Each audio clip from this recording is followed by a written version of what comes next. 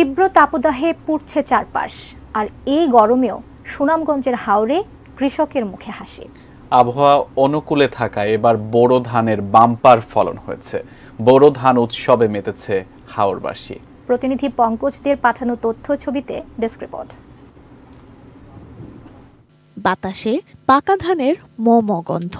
সুনামগঞ্জের হাওরে সবুজ ধানের গালিচায় সোনালি রং ধরেছে, হাসি ফুটেছে কৃষকের মুখে।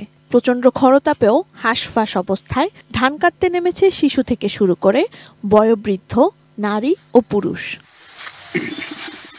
জেলায় এ মৌসুমে 2,23,000 হেক্টর জমিতে বোরো ধান চাষ হয়েছে। উৎপাদন লক্ষ্যমাত্রা ধরা হয়েছে 13,70,202 মেট্রিক টন। বাম্পার ফলনের মধ্যেও ধান ঘরে তোলা নিয়ে শঙ্কায় আছেন কৃষকরা। তাদের অভিযোগ, বেশিরভাগ এলাকায় ধান কাটার শ্রমিক পাওয়া যাচ্ছে না। রয়েছে কম্বাইন হারভেস্টেরও স্বল্পতা। বৃষ্টি না জেলাবে যেভাবে দিছে এইভাবেই দেয়, আমরা ধান তুললে খুব ভালো হইব বা লাভবান হইতে পারবো। মানুষ আয় না ধান খাটা, নিজে দেখলা খাজি যতটুকু কাটতে পারি আল্লাহ খাটাই। ধানগুলা সব পাক না, যদি খামলা পাওয়া যাইত তো তাড়াতাড়ি ধানটি কাটা যেত। নির্বিঘ্নে ফসল গোলায় তুলতে পারলে জেলায় 4,110 কোটি টাকার চাল উৎপাদন হবে বলে জানিয়েছে কৃষি বিভাগ।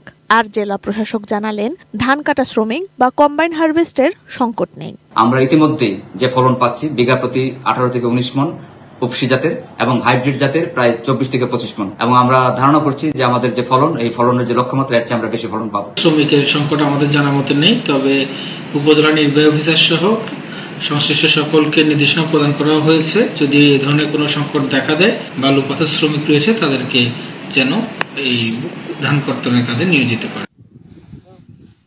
Sanjida Sylvia, desk report, ATN news.